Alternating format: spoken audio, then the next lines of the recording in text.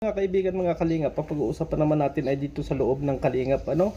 At kung meron nga sa labas ng mga nakasuhan, ay meron din dito po mga kaibigan, mga kalingap, ano, sa ating mga thumbnail ay andito po si Kindred TV, Sangkailons TV, Kapiso, hindi si Kapiso, si si Sangkay, si Bopil, si Kapudi, Gingging Vlog at Kalingap Edo po, mga kaibigan, mga kalingap. Ang meron daw pong kaso at yan po ay itinawag sa atin or i-message din ng kabila na meron din daw pong mga parcel na matatanggap. So, what's up guys? Jubilito TV official po at eto na naman po muli ang isang edisyon ng ating reaction video, mga kalingap at kabagis, no? Pero bago po lahat, syempre po, shoutout po muna natin Kuya Val Santos Matuba, ang ating ng vlogs at Kalingap Rab. Ayan. So for today's reaction video, mga kalingap at kabagis, ay magre-react lang po tayo dito po sa napanood po nating video upload, no?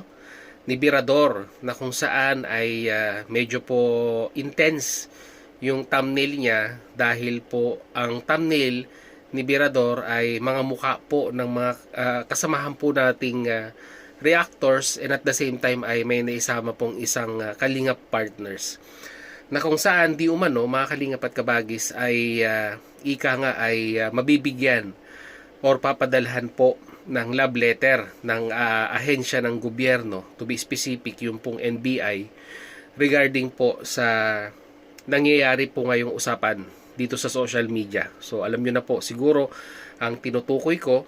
At dito po sa thumbnail ni President Birador ay nandiyan po sila Marzano, sila Bofil, sila Sangkay, sila Kalingap Edu, at ang kanyang butihing minamahal na si Genggeng Vlog, no?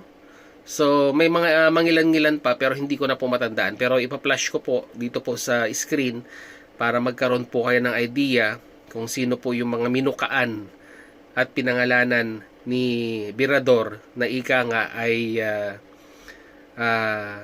tawag nito, mabibigyan daw po ng love letter, mga kalingap at kabagis, no? Para po pumunta, no, doon po sa himpilan ng NBI, no? So alam naman natin, mga kalingap at kabagis, na kwan po natin nasusubaybayan po natin na di umano ay pagkatapos daw po ng pagrereklamo sa programa ng RTIA ni Dalaga ay sila naman po ay dumiretso, no, sa himpilan po ng NBI para naman po magsampa rin po ng kaukulang reklamo tungkol doon kay Kalingap Edu, no, allegedly. And at the same time po, doon po sa mga kasamahan po nating reactor na masasabi po natin na we are assuming na ika nga ay nag-content, no? At ika nga nag-content at pinag-usapan itong issue na ito, no? So wala po tayong kwan doon, wala po tayong kontra doon, or hindi po tayo against kung feeling po nung ika nga nagrereklamo ay natapakan ang kanyang pagkatao, no, in regards po sa pagko-content sa kanya na mga kasamahan po nating reactors, ay lahat naman po ay entitled na magsampa or ika nga ay maghain ng reklamo sa tamang ahensya. Yun po yung kwan. Para sa akin po, yun po yung tamang proseso, di ba? Dapat sa ahensya po tayo ng gobyerno nagrereklamo kung meron po tayong ika nga ay hindi nagugustuhan na ginagawa ng ating kapwa-tao, no? Pero tingnan po natin, mga kalingap at kabagis, kung ika nga ano po ba ang mangyayari, no?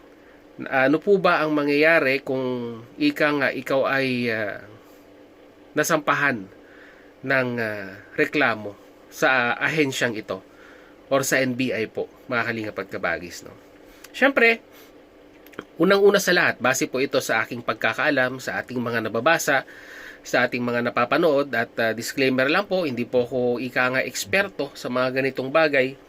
Tayo po ay ika nga ay nagbabasa lamang at iniintindi sa abot po ng ating makakaya yung proseso po, no, ng pagsasampa ng reklamo sa mga kapwa po natin na feeling po natin ay tayo po ay naargrabyado. Lalong-lalo na po ngayon, mga kalingap at kabagis, dito po sa social media ay talagang ika nga ay talamak ang ika ngang pagko-content na ika nga ay below the belt paminsan-minsan, na hindi na po iniisip yung pong kung makakasira sila ng kapwa nila at ika nga ay madudungisan nila yung pagkatao po ng isang individual. So, simulan po natin mga kalingap at kabagis. Unang-una, syempre, ang isang individual na gusto pong ireklamo ang kapwa niya ay pupunta po sa tamang ahensya. Ano po ba ang tamang ahensya, mga kalingap at kabagis? Unang-una, syempre doon po tayo sa pinakamababa, no? Mga kalingap at kabagis. Doon po tayo sa barangay. Yan po yung pinakamababa na kung saan ay pag-uusapan at pag-aayusin sa abot po ng kanilang makakaya. Kung kaya pa pong ayusin. No? Yan po yung pinaka-umpisa ng proseso, mga kalingap at kabagis. So, talagang ang intensyon ng barangay ay pag-ayusin kayo sa abot ng kanilang makakaya. Pero, pag hindi na po talaga kaya at ayaw na pong magpaareglo, mga kalingap at kabagis, ay gagawa po ng kasulatan ng barangay na hindi nga po nagkasundo at kumbaga ikuha na nila, ipapasok na nila sa susunod na level ang usaping ito at yung tinatawag po nilang sila na po ay mag-i-issue ng certificate to file action na gagamitin po, mga kalingap at kabagis, para po makapagreklamo na po sa susunod na level. So ano po yung susunod na level, mga kalingap at kabagis? Ayan po yung pagsasampa. Pag online po pinag-uusapan natin, paninirang puri online, no? Mga kalingap at kabagis. Ano yung susunod na level? Yan.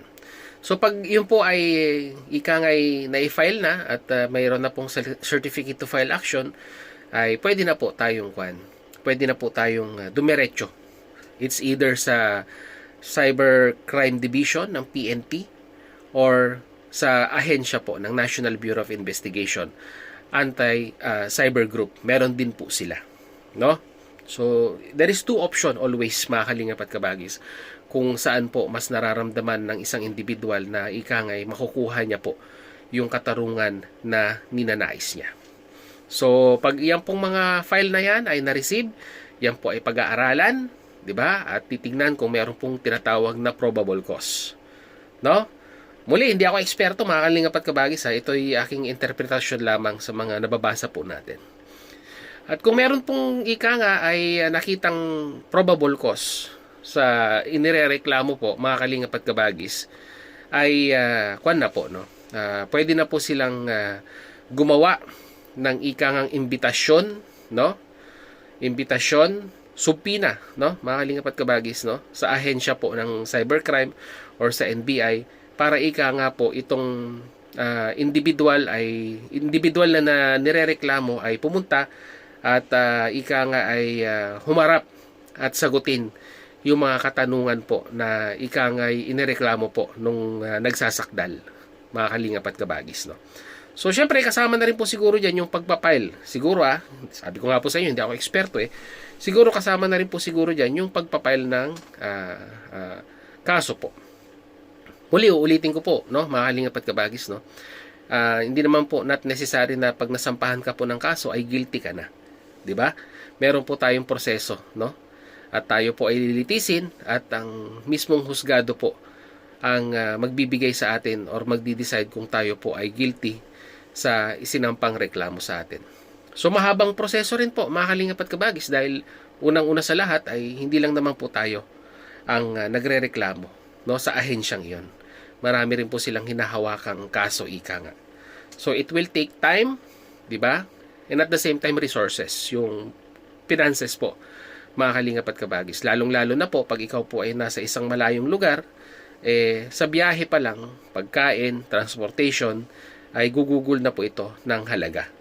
So, yun po yung consequences doon, mga kalingap at kabagis. Unless otherwise, mga kalingap at kabagis, sa unang pag-appear pa lang, pag pinatawag po ng NBI, itong mga kasamahan po nating nasa larawan, ay doon pa lamang po ay magkaroon na ng pag-uusap or settlement, ayusin yung mga bagay-bagay at kung papayag naman yung nagreklamo na hindi na mauulit or sabihin na nating ika nga ay ayusin, no? Doon pa lang, sa simula pa lang ng pagpapatawag ay hindi na po lalayo, no? Hindi na po lalayo yung usapin, no? Mga kalingap at kabagis. Ika nga, mas maagang mariresolve kung ano man yung discrepancies or yung hindi po pagkakaunawaan. Pero ulitin po natin, mga kalingap at kabagis, ang pagsasampa po ng reklamo ay may proseso. Hindi po basta-basta kesyo nasampahan ka na po ng reklamo, ay guilty ka na po sa mga bagay-bagay na ibinabato sa iyo. Siyempre po, ikaw na nasasakdal ay magkwakon ka rin, no? You will seek also for legal advices. At ika nga ay ididepensa mo rin ang sarili mo kung bakit mo nagawa yung mga bagay-bagay na yun. At muli, ang final decision, siyempre po, korte. Mga kalingap at kabagis. Pero sana, hindi na po natin i-expect na mauwi pa doon. Dahil kung kaya naman pong pag-usapan, bakit hindi? No? Mga kalingap at kabagis. Kung meron silang mga ikangay agreement or gustong mangyari na willing namang gawin nung nirereklamo, di mas maganda, di ba? Gawin na lang yung mga ganon. Ika nga ay condition or settlement, mga kalingap at kabagis. Para sa ikakaayos ng mga bagay-bagay. So, yun lang po ang ating reaction dito, mga kalingap at kabagis. At kagaya ng dati, be considerate at sa ating comment section, mag-comment po kayo. So, muli, maraming salamat at hanggang dito na lamang po, Jubilito TV Official. Sa mga hindi pa po nakasubscribe, subscribe nyo na po. So, hanggang dito na lang, as I always say, peace, God first, God bless po. Bye!